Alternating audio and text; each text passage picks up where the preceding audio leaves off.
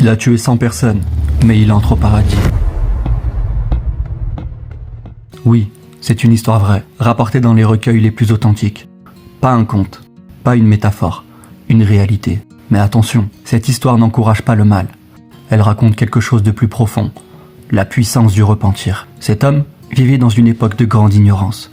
Il a vécu comme l'irréparable, non pas une fois, pas 10, mais 99 fois. Un jour, il sentit le poids de ses crimes. Il voulut changer.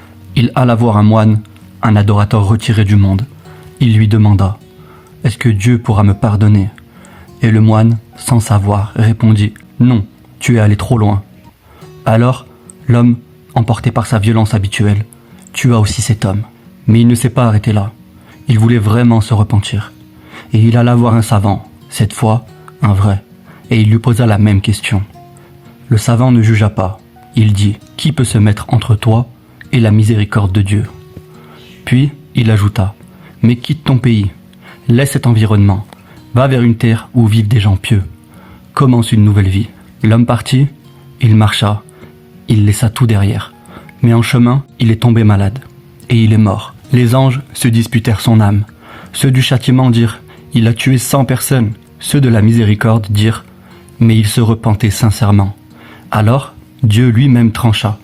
Il fit que la terre de la miséricorde soit plus proche de quelques pas. Et l'homme fut pardonné. Cette histoire n'est pas une excuse pour faire le mal, mais il est une preuve que tant que tu respires, le repentir est possible. Pas en parole seulement, mais en mouvement, en sincérité, en action. Parce que parfois, un pas vers Dieu te sauve de 1000 fautes.